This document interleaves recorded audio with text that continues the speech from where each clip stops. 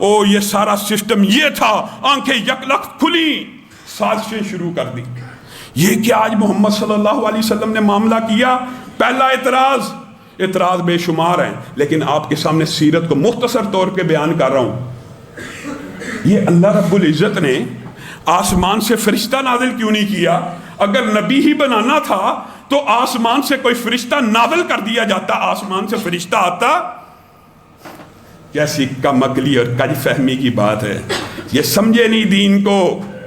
اللہ رب العزت نے قرآن پاک میں اس کا خود بھی جواب دیا ہے، اگر آسمان سے کوئی فرشتہ نازل ہوتا تو وہ بھی میں انسانی شکل ہی میں نازل کرتا، کہ جو تمہارے درمیان انسانوں کی شکل میں اترتا اور انسانی صورت میں تم سے باتیں کرتا۔ لیکن ایسا نہیں ہوتا، زمین کے اوپر انسان آباد ہوں تو ہم آسمان سے نبی فرشتہ نازل کر دیں، تم میں سے ہی آئے گا۔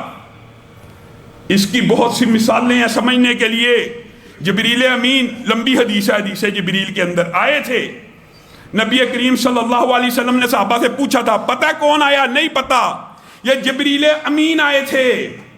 جبریل بھی آسمان سے آتا ہے، آتے ہیں، فرشتے آسمان سے نازل ہوتے ہیں، لیکن کیا بشر کے اندر، انسانوں کے اندر ان کی نبوت جاری کی جاتی ہے فرشتوں کی؟ نہیں، آپ کو اور مجھے سمجھایا جاتا ہے کیا؟ یہ تمہیں تمہارا دین سمجھا کے گئے ہیں جبریل امین۔ صحابہ حیران رہ گئے کہ ایک بندہ آتا ہے، نبی سے سوال کرتا ہے، نبی جواب دیتے ہیں، خود ان کی تصدیق شروع کر دیتا ہے، گویا جواب کا علم ہے۔ اگر علم ہے تو سوال کیوں کرتا ہے؟ سوال میرے اور آپ کے لیے کر کے گئے، سمجھانا مجھے اور آپ کو مقصود تھا، بتلانا امت کو مقصود تھا کہ جبریل امین آسمان سے آئیں، نبی سے سوال کریں، نبی جواب دیں، تب ہی وہ بات دین بنتی ہے۔ نہیں تو نبی کہتے جبریل امین آسمان سے آئے ہیں، ذرا بیٹھیے، آپ سے گفتگو کریں گے۔ نبی کے ہوتے ہوئے جبریل امین آسمان سے آئیں، وہ لوگوں کو براہ راست خطاب کر کے اللہ کی طرف نہیں بلا سکتے۔ کیوں؟ دین وہ ہے جو پیارے نبی کے ہونٹوں سے ادا ہو جائے، جو نبیوں کے ہونٹوں سے ادا ہو۔ پہلا اشکال کا رد فرشتے نازل نہیں کرے گا اللہ۔ اور یہ بھی بات سن لیجیے، بات آئی ہے تو کہہ رہا ہوں ریوائز کرنے کے لیے۔ اور ہمارے یار دوستوں نے، بھائیوں نے اس مغالطے کو اتنا اپنا لیا، خود ساختہ فلسفہ ہے، واللہ العظیم خود ساختہ فلسفہ ہے کہ نور جو ہے، نور کی مخلوقات جو ہیں بشر سے افضل ہیں۔ قرآن کے بھی خلاف ہے یہ بات، لَقَدْ خَلَقْنَا الْإِنسَانَ فِي أَحْسَنِ تَقْوِيمٍ۔ اللہ رب العزت نے انسان کو اشرف المخلوقات بنایا ہے۔ کرمنا بنی آدم، اللہ تعالیٰ نے آدم کو فضیلت دی۔ اور کسی کے ذہن میں کوئی رتی برابر اشکال رہ جاتا نا، نہیں جی، اس بشر سے اعلیٰ ہستیاں بھی کوئی ہو سکتی ہیں۔ کون ہو سکتا تھا؟ فرشتے ہی ہو سکتے تھے نا۔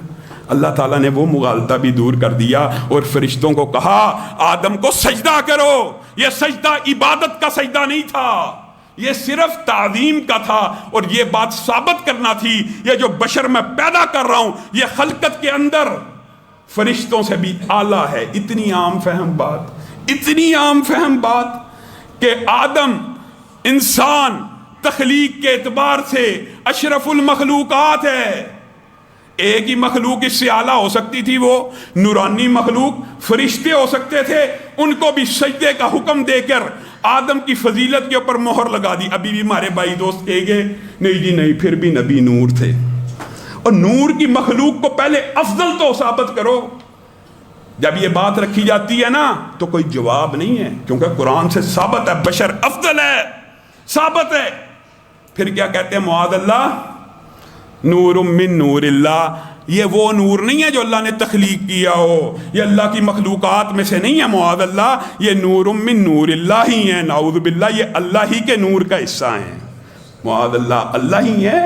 وَجَعَلُوا لَهُ مِنْ عِبَادِهِ جُزْءًا، اور قیامت سے پہلے ایسے بندے آئیں گے، قرآن میں لکھا ہے کہ جو اللہ کے بندوں کو اللہ ہی کے ذات کا حصہ بنا لیں گے۔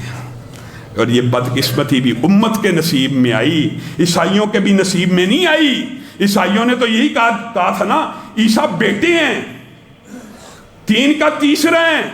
انہوں نے تو نبی کریم صلی اللہ علیہ وسلم کو اللہ کی ذات کا حصہ بنا دیا، اور اسی پر بس نہیں کیا، اللہ کی ذات بھی لامحدود کر دی، ہر مخلوق ہی اللہ ہے، معاذ اللہ، ہر جگہ میں اللہ، ہر چیز میں اللہ، ہر چیز ہی اللہ، نعوذ باللہ۔ اللہ خالق ہیں، باقی تمام مخلوقات ہیں، مخلوقات میں سے اشرف ترین مخلوق، احسن ترین مخلوق، اشرف المخلوقات اگر کوئی ہے تو آدم ہے، یعنی انسان ہے، اور انسانوں میں سے اگر کوئی سید ولد آدم ہیں جن کے پاس لوائے حمد ہوگی، جن کے پاس شفاعت ہوگی، جو افضل الخلائق ہیں۔ یاد رکھیے، بعد از خدا بزرگ، تو ایک قصہ مختصر، کہانی ختم، چیپٹر کلوز، تمام باتیں ختم۔ آئیے ہمارا عقیدہ سن لیجئے، بعد از خدا بزرگ تو ایک قصہ مختصر۔ نبی کریم صلی اللہ علیہ وسلم مخلوقات میں سب کے امام ہیں، اللہ خالق ہے، مخلوقات کے اندر اگر اللہ کے بعد کوئی ہستی بزرگ اور برتر ہے تو وہ نبی کریم صلی اللہ علیہ وسلم کی۔ یہ کیا فلسفہ جی، نور ہے؟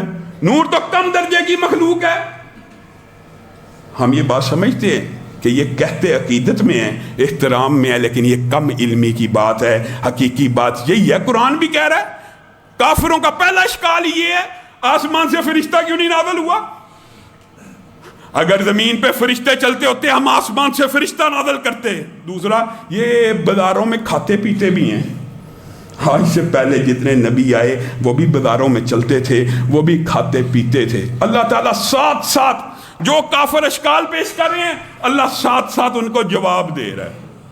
یہ جی ہمارے جب یہ دونوں سوالوں کے جواب مل گئے قرآن سے، یہ جی ہمارے کریے کہ کسی عظیم آدمی کے اوپر، حالانکہ عظیم ترین تو نبی کریم تھے، مراد یہاں پہ انہوں نے کیا لی؟ امیر ترین، رئیس ترین کے اوپر نازل کیوں نہیں ہوا؟ یہ تو نبوت ہے۔ اللہ یعلم، اللہ تعالیٰ کو پتہ ہے اس نے رسالت اور نبوت کو کہاں نازل کرنا ہے۔ کفار مکہ کے یہ سارے اشکالات کو اللہ رد کرتا جا رہا ہے، کرتا جا رہا ہے، رد ہو رہے ہیں۔ انشاءاللہ آئندہ آنے والے خطبات میں وہ بعض مختصر جو جنت اور جہنم کی نبی کریم صلی اللہ علیہ وسلم نے ان کی ٹریننگ کی، ان میں سے بھی بعض واقعات کو آپ کے سامنے رکھیں گے۔ اب ان کو، قریشیوں کو یہ مصیبت پڑ گئی، اب کیا ہوگا؟ یہ تو دعوت پھیل جائے گی۔ یہ نبی کریم صلی اللہ علیہ وسلم کا کلام بڑا اثر اندیز ہے۔ ایک بندہ ہے، ایک بندہ، اگر اس کو منا لیا جائے تو محمد صلی اللہ علیہ وسلم کی کمر کو توڑ دیں گے، نعوذ باللہ۔ ان کی جو پشت بانی ہے وہ ختم ہو جائے گی، ان کی سپورٹ ختم ہو جائے گی۔ ابو طالب کے پاس چلتے ہیں، ابو طالب کے پاس۔ ابو طالب کے پاس سارے قریشی اکٹھے ہو کے آئے اور پیشکش کیا رکھی؟ لمبا واقعہ، ابتدا میں آئے اور آ کے کہا آپ کے بیٹے نے ہمیں نقصان پہنچایا، ہمیں تکلیف دی ہے، صفا پہاڑی کے اوپر چڑھ کے ایک ایسی بات کی ہے جو عربوں میں پہلے ہے ہی نہیں تھی۔ یہ بات بھی یاد رکھیے، واقعتاً عربوں کے اندر نبوتیں کم آئی تھیں، کم تھے نبی۔ انہوں نے کہا یہ ایسی بات کرتا ہے عربوں کے اندر جو پہلے کبھی سنی نہیں، ہم نے اپنے باپ دادا سے ہی ہمیں تکلیف پہنچاتا ہے۔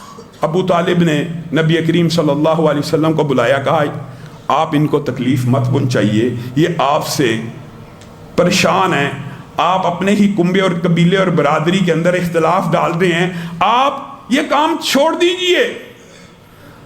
نبی کریم صلی اللہ علیہ وسلم نے اس وقت جو جواب دیے سیرت کے اندر منقول ہیں، اور اس واقعے کے اندر بہت سی ضعیف روایات بھی ہیں۔ مختصر یہ ہے، ابو طالب کو انہوں نے پیشکش کی آپ ان کو روک لیجئے، اگر یہ بادشاہ بننا چاہتا ہے، دیکھیے کتنی عجیب بات ہے، اگر یہ بادشاہ بننا چاہتا ہے، یعنی بادشاہ بنانے پہ تیار تھے، اپنا سردار بنانے پہ تیار تھے، نبی ماننے پہ تیار نہیں تھے۔ اگر یہ بادشاہ بننا چاہتا ہے بن جائے، ملکہ عرب، حسینہ عرب سے شادی کرنا چاہتا ہے کر لے، یعنی اگر شہرت عزت کے لیے اس نے یہ نعرہ بلند کیا ہے تو بن جائے بادشاہ، ہمیں اس کی بادشاہت قبول ہے، حسینہ عرب سے شادی کر لے، ہم رشتہ دینے کے لیے تیار ہیں۔ آج کل کا دور ہوتا نا اور باطل فلسفہ ہوتا تو کیا ہوتا ہے، ٹھیک ہے یار حکمران بن کے اصلاح کر لیں گے، پہلے حکمران تو بن جائیں، پہلے وزارت تو حاصل کر لیں، پہلے وزیر اعظم تو بن جائیں، رستہ جتنا مرضی غلط ہو، رستہ چاہے پرانے چور لٹیرے ہوں ان کو ملا کے بنایا جائے، ایک دفعہ بن جائے۔ نبی کریم صلی اللہ علیہ وسلم نے اس بادشاہت کی آفر کا، اس رکنے کا کیا جواب دیا؟ تم میرے دائیں ہاتھ کے اوپر آسمان سے سورج لا کے رکھ دو، بائیں ہاتھ کے اوپر آسمان سے چاند لا کے رکھ دو، میں محمد صلی اللہ علیہ وسلم نہ بادشاہت کا بھوکا ہوں، نہ حسینہ عرب سے شادی کا بھوکا ہوں، مجھے تو اللہ تعالیٰ نے ایک کام کے لیے مبعوث کیا ہے۔ اے میرے چچا یاد رکھ لیجئے، اگر آپ میرا ساتھ دیں گے تب بھی، اگر آپ سارے میرا ساتھ چھوڑ دیں گے، میں محمد صلی اللہ علیہ وسلم اللہ کی طرف بلاتا رہوں گا۔ ابو طالب کو جوش آیا، غیرت آئی، قریش مکہ کو کہا دفع ہو جاؤ، آج کے بعد محمد صلی اللہ علیہ وسلم کو کسی نے تنگ کیا، ابو طالب محمد صلی اللہ علیہ وسلم کی طرف سے ان سے لڑے گا۔ نبی کریم کا جواب سننا تھا، ابو طالب کے تیور بدل گئے۔ دل کہتا ہے دل کہتا ہے ایک کام کریں، چل زندگی صحابہ کے نام کریں، دل کہتا